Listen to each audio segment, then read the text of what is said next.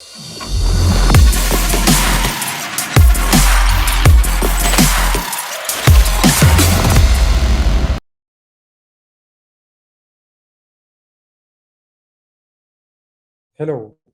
I'm Alok Sharma. I lead the data platform engineering teams here at Meesho. Excited to be taking the masterclass today on scaling the data platform to handle 100x scale that Meesho has witnessed within the past 1.5 to 2 years. Here's our agenda today. We start off introducing ourselves. Then I walk you through Meesho and the role of data platform at Meesho. Then we go into some of the details and solutions that we built around scaling Meesho's ingestion platform, post which we look at how we dealt with the problems on the consumption side. We then provide you a sneak peek on the future plans of the data team at Meesho.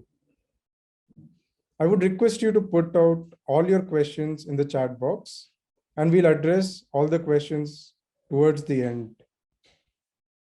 So before we deep dive into the details on how we scaled the data platform, I want to introduce myself and my co-presenters Ramiz and Saheb.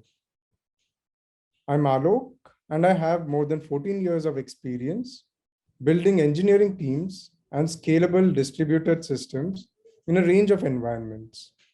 I've worked with bigger corporations like Intel to consumer-focused firms such as Quicker to working on my own startup.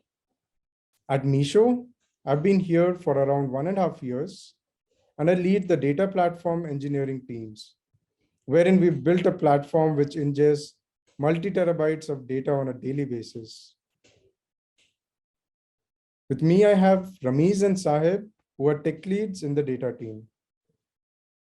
Moving forward, let's understand the landscape in which Meesho operates and the kind of grand opportunities that exist for Meesho. As we all know, that around 2010 onwards, and in the last 10 years, the online penetration and organized retail has grown quite rapidly in India. This has primarily been in the metro, the urban areas, and the tier 1 cities. This is a market which has been dominated by Flipkart and Amazon.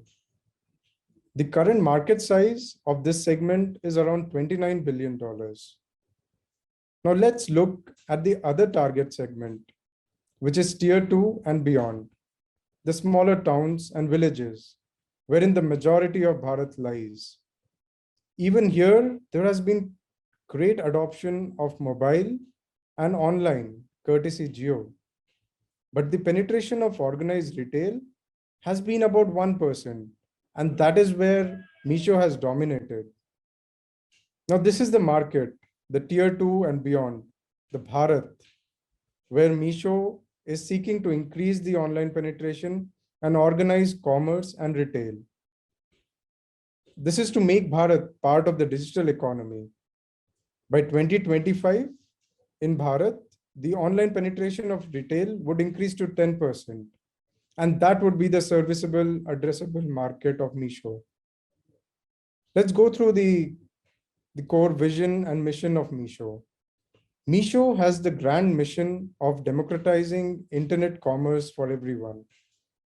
Everyone in Bharat, including the users who are probably introduced for the first time to online commerce. Now that's the kind of experience that Meesho is building. And our vision is to enable 100 million or 10 crore small and medium businesses to be successful online. Giving you a brief overview of how Meesho started. So Meesho started off in 2015. The starting few years of Meesho was into building the platform, finalizing the business model, wherein there were quite a few pivots, right from starting from being a hyperlocal fashion startup. But in the last 2 years, the growth that we've witnessed has been phenomenal. If we look at the graph on the left, in just 2 years, we've been able to grow the daily order count to almost 100 times. Meesho has also been amongst the most downloaded apps on multiple months last year. Meesho has also been listed as the top Indian app on the Google Play Store consistently. Now we dive into the role of data platform at Meesho.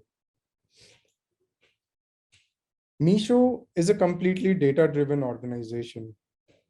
All of our business decisions are driven by data based on experiments that are run on the experimentation platform. We also utilize data to enrich the user experience of all our users, the sellers, the entrepreneurs, and the consumers. So the data platform gathers both transactional and behavioral data to derive insights and to also drive multiple use cases. For example, here we see the homepage, and here we see the product feed, wherein the feed that we see is personalized on the basis of the user's behavior. Similarly, on the category page, data is used to group the products and rank the products by their relevancy. On the product page, we show relevant similar products, again backed by data.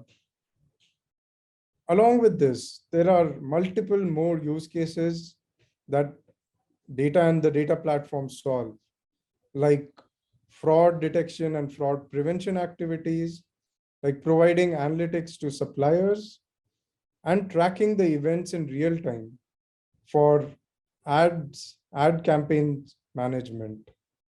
We also use data for tracking the key performance and business metrics across internal and external systems. Now, with the massive growth that has happened on the business side, on the users and the use cases, we've also witnessed rapid growth on the data volumes that we ingest onto the data platform. In the last 1.5 years, the total data volume has also grown 100x. And now we operate at a multi-petabyte scale data lake, ingesting multiple terabytes of data. We foresee that in the coming year, the data volumes would actually grow another 15 to 20x year on year. Now let's go through the daily statistics of data platform. On a daily basis, we see more than 100,000 queries fired to the data lake. These include ad hoc queries, the scheduled aggregation queries, and the queries powering the dashboards and the dashboarding tools. The data scanned by the queries range in a few petabytes daily. Along with this, the total event count ingested onto the data platform can vary from 50 to 100 billion events. We have around 1,500 internal users who query or access the data platform to serve their needs. I also wanted to highlight out the nuances specific to e-commerce business.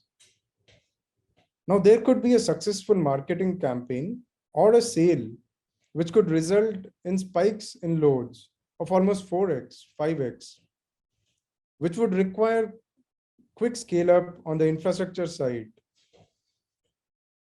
Even on the consumption end, we notice increased querying and access patterns, let's say before a sale event, requiring quick scale up. So the data here in the data lake backs multiple user groups, each having their own set of problem statements that they're trying to solve. Like the business and the product analysts solving analytics use cases, monitoring metrics and generating insights. And for the executives, they require a visualization and a reporting layer. The data science team also consumes data from the data lake to run their models. The analytical models and the transform data is also utilized by various backend and application engineering teams to power different use cases we discussed before. Owing to the variety of use cases and the different projects that Meesho is pursuing, The data platform here at Meesho has been designed to be multi-tenant right from the beginning. So multiple organizations or sub-organizations, multiple geographies, multiple product projects are supported easily by design. Now let's look at the high-level architecture of the data platform. Each and every microservice potentially has their own SQL or NoSQL database. The changes in the bin logs or the ops log are read via a change data capture tool and pushed on to Kafka, which is the messaging component we utilize extensively. Along with this, the behavioral and the clickstream analytical event data from the apps and different user interfaces are pushed onto the ingestion services or the APIs. The third-party analytics tools like Mixpanel, CleverTab also push data onto the ingestion services. We also have services where internal Meesho services can push data into data platform. Now, once this data is available on Kafka, we use Airflow as the distributed scheduler to orchestrate the batch ETL flows. The extractor Spark job, which runs on Amazon EMR, persists the raw data onto the bronze zone. And from there, the transformer job performs the configured transformations and loads the data onto Amazon S3 data lake. And we persist this data in Delta Lake format. From here starts the consumption layer from the data lake, wherein we primarily utilize Spark SQL and also custom Spark jobs to power both the data science models, to power some of the analytical use cases, and also to power ad hoc querying via Zeppelin, which is an open source notebooking solution. We utilize Presto extensively to power a variety of consumption use cases, like powering the visualization layer by utilizing a data visualization or business intelligence tool called Metabase. We also provide data access to the data lake to different backend applications by the Prism SDK, which we have built custom. Now, to deep dive into the details underlying the ingestion scaling, I would hand it over to Ramiz. Thank you, Alok. Hey guys, Ramiz Mehran here from data platform Meesho. I've been a part of Meesho for more than 2.5 years, working with the data platform team. Overall, I have 7 years of experience building very highly scalable and distributed solutions, which are optimized according to the use cases. I've had exposure building very high scale and secure solutions at income tax e-filing, followed by building fintech solution of BNPL at LazyPay at Payu, and then finally being a part of Meesho to build e-commerce platform for democratizing internet commerce for everyone. Let's talk about ingestion. Uh, Ingestion process overall is what brings data into our data lake from the varied sources that we have across our infrastructure. Data ingestion has two important aspects to it. First being resiliency, and then the added latency attached to it. Data platform at Meesho has been built keeping these in mind, and as we have increased in scale, so has our infrastructure evolved with our learnings. Data for us comes to us from varied sources, as was shown by Alok in the detailed architecture. We use different, they come from different geographies. We use different stacks to collect data, be it from Android, from iOS, from web browsers. And further, we flow this data downstream through the messaging queue via ETL to our data lake. The initial solution of web service that we had to fulfill our need was a very straightforward Spring Boot application on Tomcat.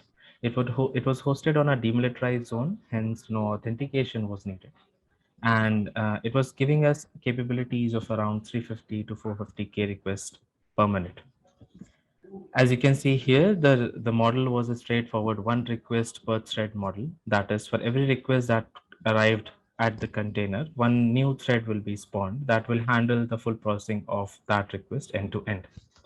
But as our scale grew, what we realized are that this model had a lot of failures attached to it.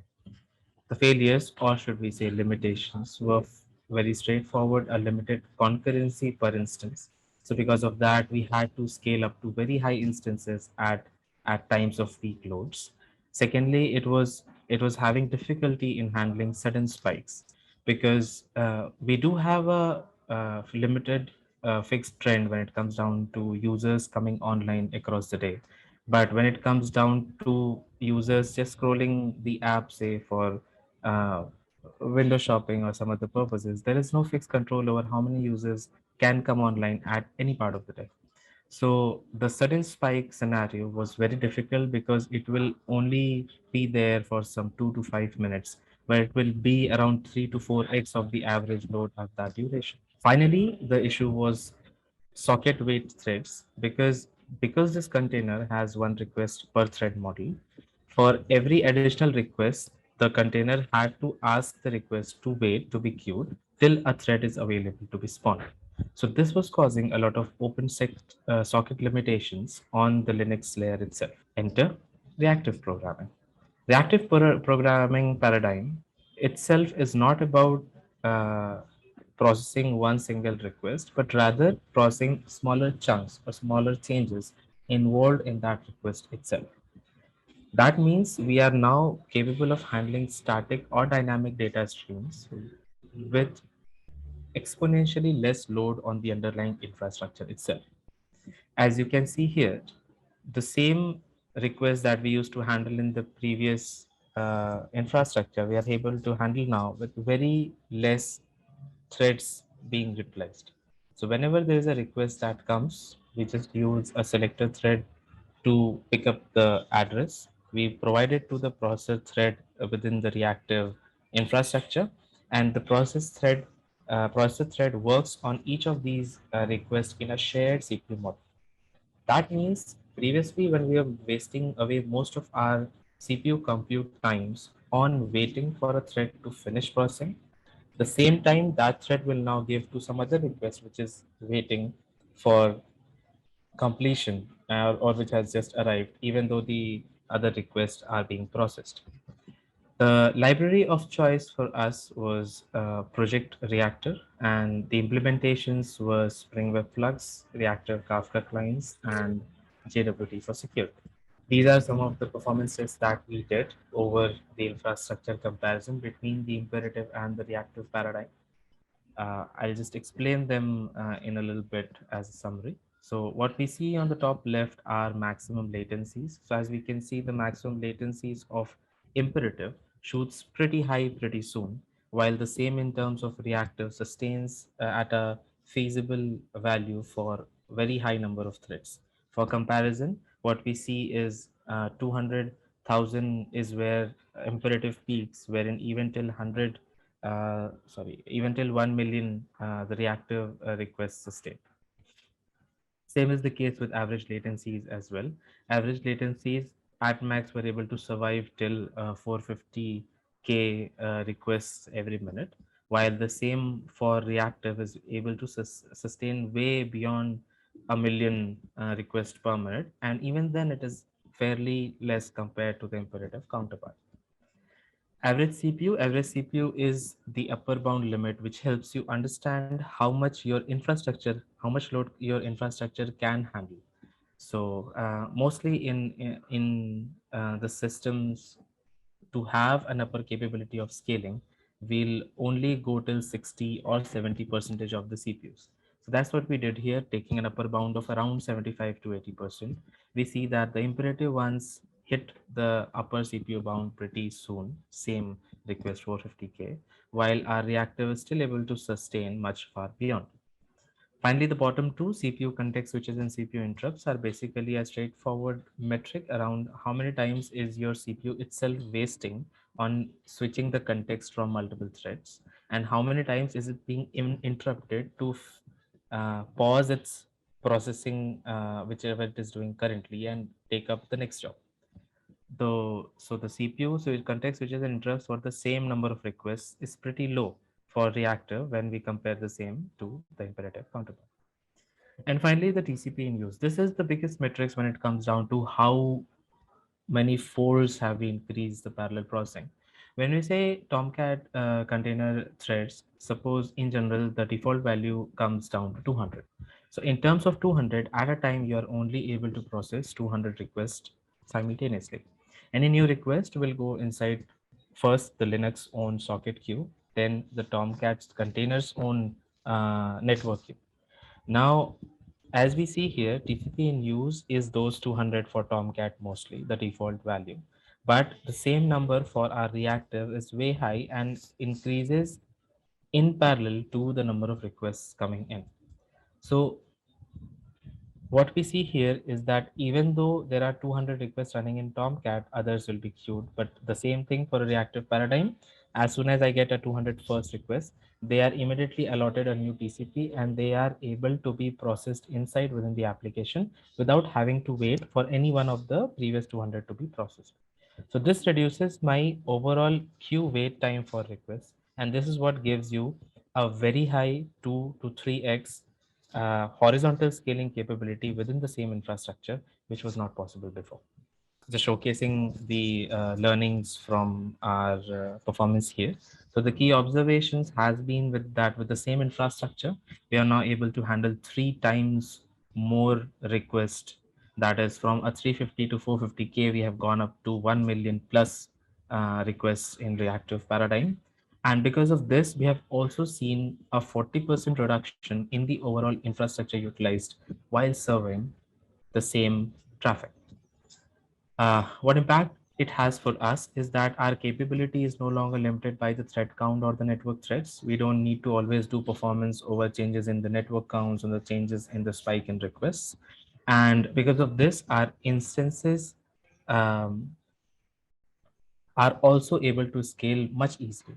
That is, now because we are not limited to the thread count, for instance, we are easily able to just increase the instance size and let the application itself also handle the performance increase that it gets because of the additional cores or say the additional memory. And that's what we did. We just increased our instance sizes by 2x, and we had straightforward, we had a capability of 2 million request handling per instance. That is a huge number.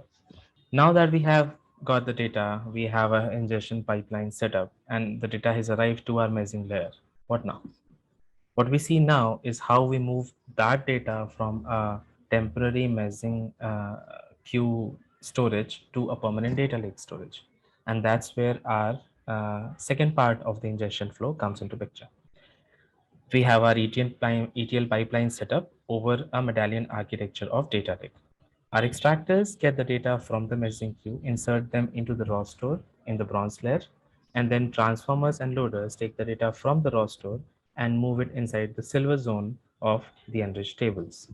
The challenges that we faced while building and optimizing the ETL, which I think most of the people out there would have faced because ETL is a fairly standard practice when it comes down to data platform engineering.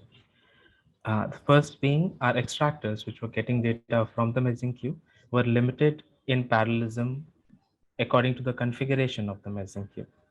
Secondly, bandwidth limitation, which we had between the extractor and the transformer, because initially from between extractor and transformer, we were utilizing messaging queue as a secondary staging storage. Thirdly, we had some sequential execution within the jobs, which we wanted to optimize further. And finally, there were additional wasted read and write IOs that were taking a lot of time, which we could have avoided to gain much on latencies. And we'll see further how we did that. Let's drill down on how what was our approach on solving each one of those one by one. The first being tight coupling between our messaging infrastructure and the extractor.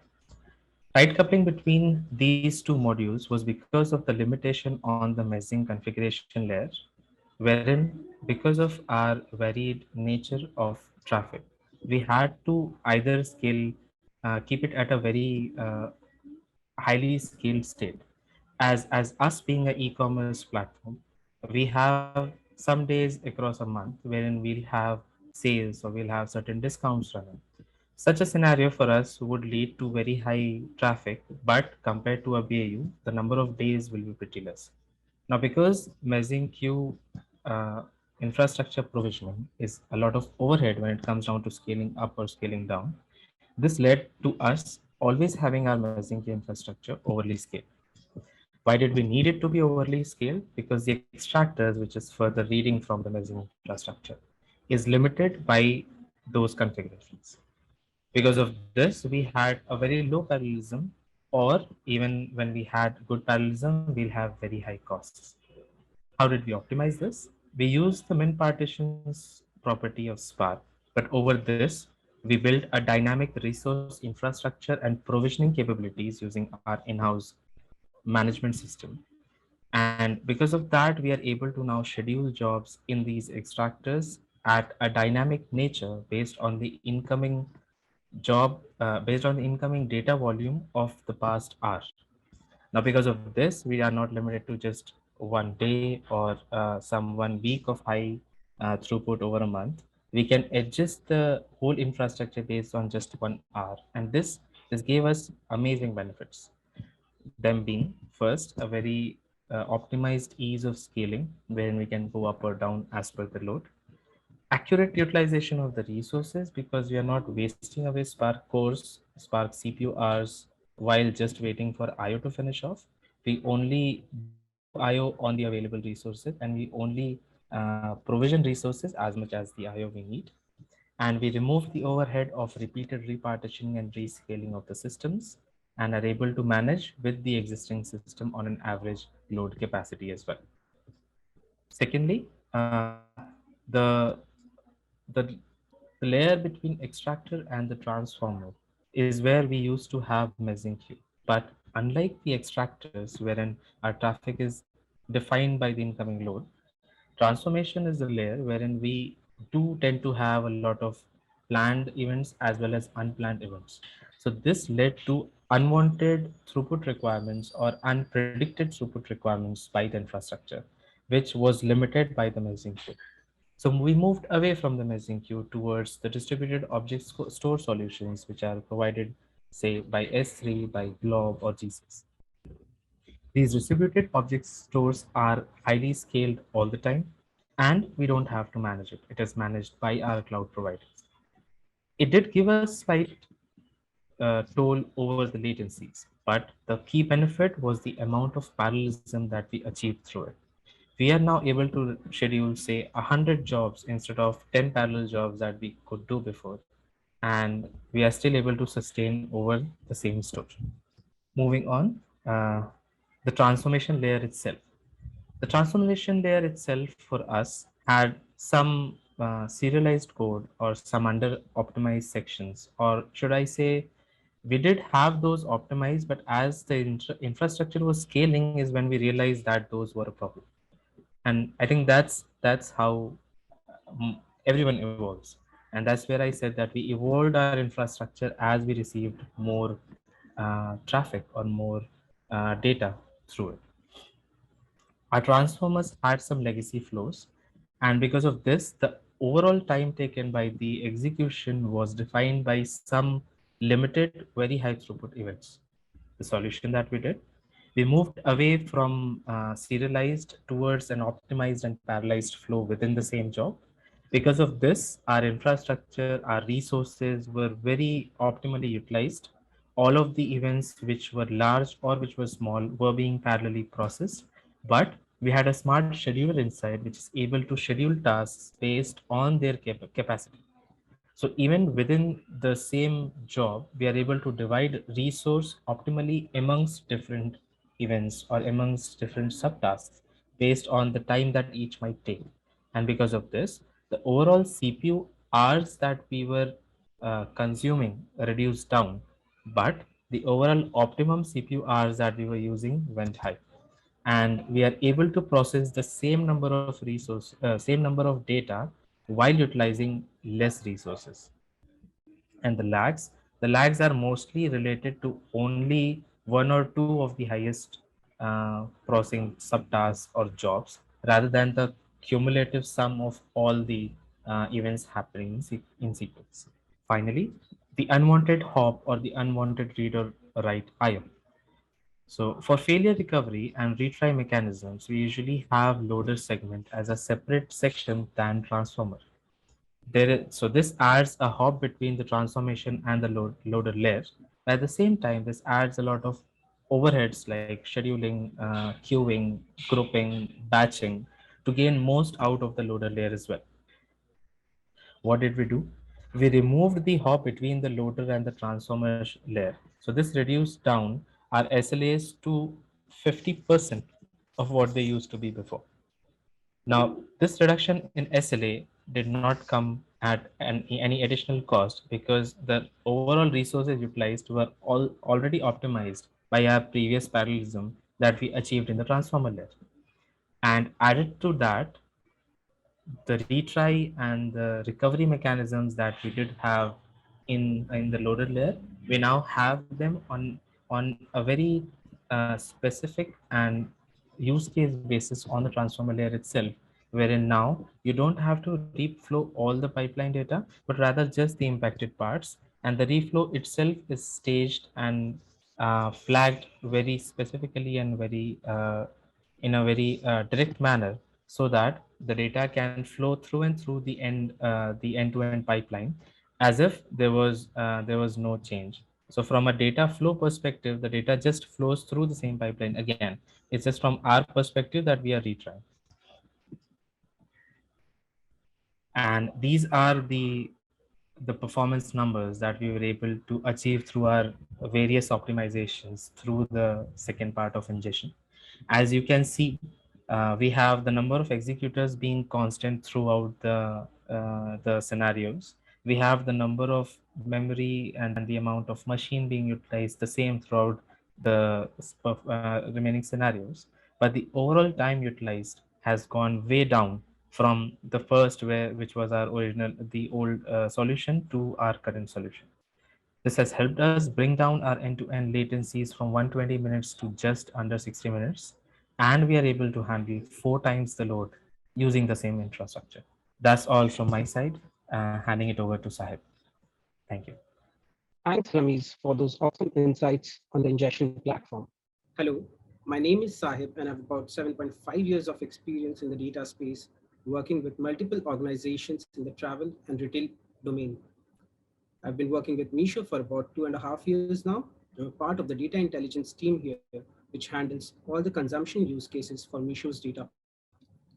Any data that has been ingested into your data warehouse has no value if your users are unable to consume it.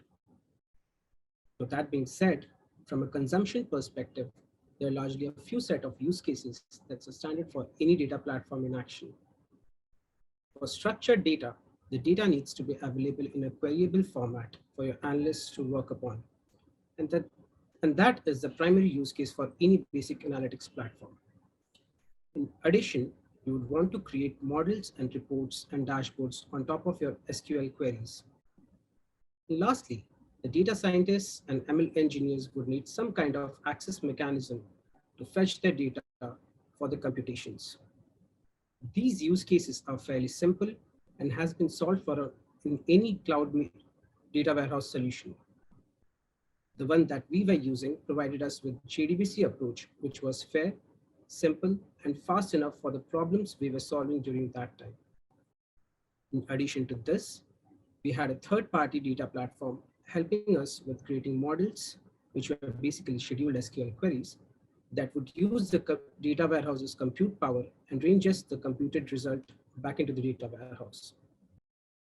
While our basic use cases were being solved for, we started facing issues with respect to storage constraints, which was primarily because of how fast our business was growing. Back in that time, storage and compute was tightly coupled, and this was an issue that was present across most of the data warehousing solutions. We started facing issues with respect to storage, and our compute utilizations mostly stayed intact. We were adding nodes almost every other week, which led to increased cost. Even with this, some of our larger events were already exploding in volume, and it was hard for us to store all of them in the data warehouse. As a result, we were purging older data back to S3. This limited our capacity to execute historical data analytics, which was an ask from a lot of our users. Along with this, the concurrency at which we were operating during that period was pretty low. We knew that concurrency was going to be a major problem since our user base was growing rapidly, and because the data warehousing solution we were using had technical limitations of certain concurrency levels, which were already being exhausted when ingestion side is also considered along with the consumption side queries. Keeping in mind our shortcomings with the previous architecture, we evolutioned to a more recent horizontally scalable architecture that was mostly open source. We moved to a data lakehouse architecture.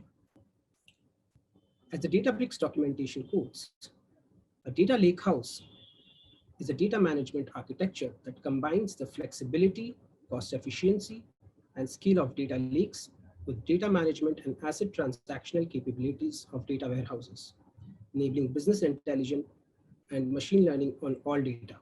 As you can see, our storage layer comprised of data being written to S3 in Delta Lake format, which provided us with transactional capabilities and ability to read and maintain older versions of data. The auth layer was customized to have Apache Ranger integrate with Presto, and some of our internal scripts did the magic of maintaining a single set of credentials across all the data access layer components. Our compute engines were Apache Spark and Presto SQL, which has been recently rebranded to Trino. A large complex query running over multiple hours could be well suited to run over Spark, when a fairly simple ad hoc query could be run with Presto for quick results. With both these compute engines, we were in total control of our resources and could scale our compute as and when required, maximizing resource utilization. The data access layer comprised of Metabase for BI workloads over Presto, Apache Zeppelin, notebooking solution for complex analytics involving Spark SQL and PySpark, and Meesho Prism, which is a set of custom interfaces and libraries that we built in-house. This architecture by design enabled us to overcome some of our major challenges of concurrency, fast historical data analysis, and decoupled storage and compute infrastructure. Now let's delve a bit deeper into what we built as a part of Prism component. Prism is a set of features combined together to make our users' life easier by giving them a self-serve UI to create their models and schedule reports, at the same time reducing data latencies and improving resource utilization by performing computations over large workloads in an efficient manner. So what are these models and reports? These are a set of SQL queries scheduled via cron expression that could either dump the resultant data to a table in the lakehouse, or alternatively choose to send over the data in a readable format over mail or upload it in Google Drive. For models, the user can choose the right mechanism for the new updated data, which could either be append, upsert, or overwrite. We also have a framework built to validate the queries for syntactical and other common runtime errors before scheduling them in production. Depending on the complexity and runtime of the query, we might want to schedule them over in Presto or in Spark in separate queues, having different resource allocation. Another feature wherein we get a lot of performance benefits and cost benefits are the pipeline jobs, wherein a user whose query is taking unusually longer time to run can request the query to get optimized by data engineering team who are aware of the technical nuances of the compute layer within. The data engineering team can write optimized codes to reduce data latencies significantly. Generally, these existing models are long-running queries that are crunching high-volume data. Since all of these codes are written in custom manner, what this also enables us to do is dump the data in multiple sinks and include any custom user requests. We'll give you an example of one such optimization we did in the upcoming slides. Since data is central to any decision we make at Meesho, there are various tech teams that rely on data from our lakehouse to run their experimentations. As a part of Prism data access layer, we also built an SDK for fast data access over JDBC for backend tech consumption at high throughput. We can import a dependency via Maven and fetch the data from the lakehouse as and when required, but with certain restrictions over concurrency and complexity. It's a multi-layered architecture wherein the queries fired from the client gets redirected to a proxy layer, which then validates the data and the query with respect to certain internally defined rules before getting relayed to the compute layer. What this also allows us to do is have rerouting capabilities on this layer.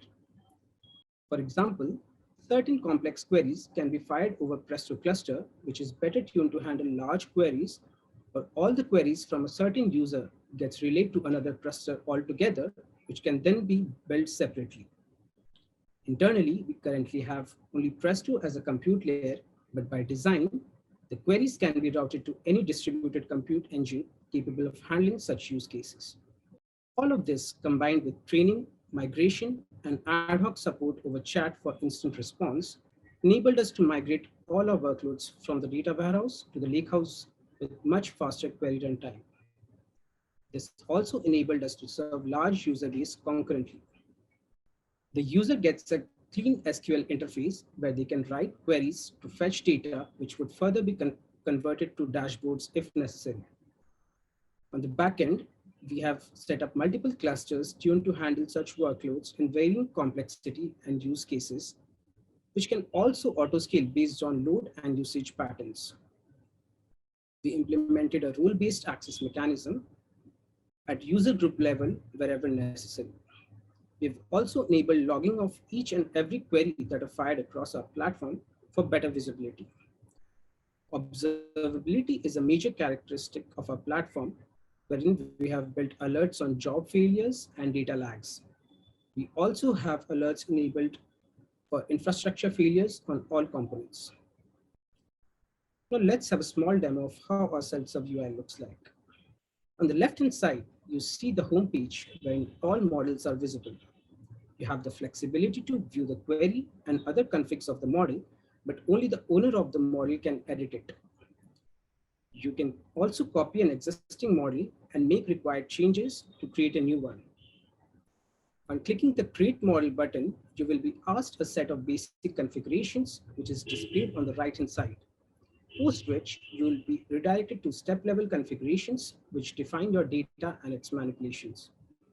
Steps are each individual SQL queries and related configs, wherein drafts are steps that are currently being modified or worked upon. Steps are the ones which actually run in production, and drafts undergo testing through our validation layer before they replace their counterpart step. We have a multi-step framework wherein a user can define a model which is a result of a single or multiple SQL queries, which can either run in parallel or sequential, depending on the flow of the data. Here you can see the configs which are necessary to define a step. Basic details include the step order, the destination table name, and the mode of write operation, which could either be upsert, append, or overwrite. Further, you will need to define the schema of the model step, including its field level data types, primary keys, sort keys, and partition keys if required. Lastly, you will need to define the query to be run to derive this dataset definition. On the right-hand side, we see the UI for reports, which includes the query and related configs. The user has the option to get data in a compressed or uncompressed format, which could either be delivered over email or can be uploaded in Google Drive. For efficient observability, we display all model runtime logs to our users so that they know how their model is doing in production. We get to see success failures at model and even at a step level. Also, the runtime along with the size of the resulting dataset is displayed as a step-level information. In cases of failure, the error reasons are also displayed here, enabling user to debug independently and report the issue if need be. Since we have a lot of components in the consumption stack, which we are catering to a variety of use cases, issues are bound to occur. And we thought we'd just take this opportunity to discuss a couple of such use cases that we've solved for in the recent past. We had this one business use case of serving our recommendation engine, which comprised of several modules, each consisting of several steps that was running in production for over 30 hours, crunching high volume of data. We took up this use case for optimization and figured out several issues that was a result of technical knowledge gap amongst your business and product teams. Since they wouldn't actually know how your compute engine is reacting to a specific query operation. We found and solved skewness issue in several steps via salting. We also optimized the flow by repartitioning and caching intermediary datasets for local joins and better performance. During this activity, we also load tested our Prism SDK for 250 times the existing data points and moved to a JDBC approach from an earlier REST approach for better performance. And all of this was being done in a very agile manner with strong collaboration with business and product teams. We were able to bring down the compute runtime to less than an hour from an earlier 30 plus hours with 30 times more data points available in the sink. Another challenge we faced recently was with one of our Presto clusters that was serving our ad hoc queries from Metabase. We were getting multiple workload failures during peak hours, and our P90 queue time and execution time was significantly higher than expected. This was resulting in degraded analyst productivity, and significant dev bandwidth was being spent in manual workarounds to make clusters stable. We did a comprehensive analysis on the Presto internal database and figured out that more than 2/3 of the data crunching was being done by only 12% of the larger complex queries. We also found that certain caching configs on the Metabase side was resulting in degraded performance of the Metabase cluster itself. We did the configuration changes required on both the fronts and built a tool in-house that would replay all the queries from an earlier peak days to the newly configured cluster for regression testing. As a result, we were able to achieve a stable working cluster with significantly improved execution time while serving 1.5 times the existing workload. As you can see from the slide, we were processing much higher load and execution time and queue time reduced significantly. The availability on the cluster increased, the downtime was negligible, and most importantly, we were able to do all of this without any extra hardware. The impact was immediately visible in data analyst productivity and eventually reducing stress for our developers. We wanted to highlight this use case so as to bring in awareness of how knowing your data and workload patterns can sometimes solve some of the most complex issues without much technical interference. I would now like to hand over to Alok to discuss more on our future plans. Thank you, Saheb, and thank you, Ramiz, for the insightful session.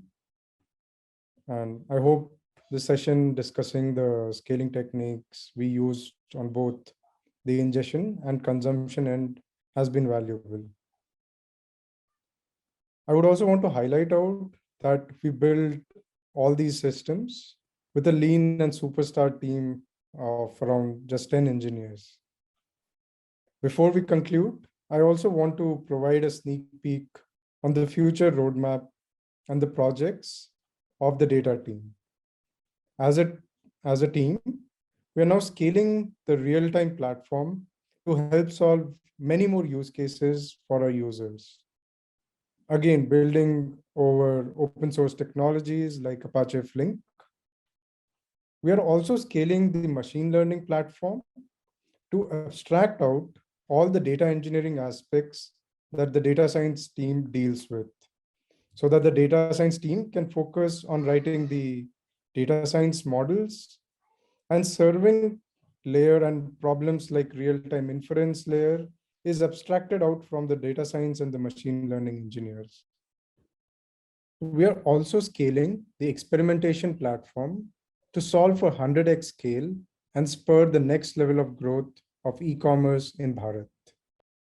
Before we conclude with the Q&A, I would invite and urge all the builders and the big data engineering champions to come join us in this journey of building for Bharat in solving challenging problems in the big data engineering and the distributed systems world.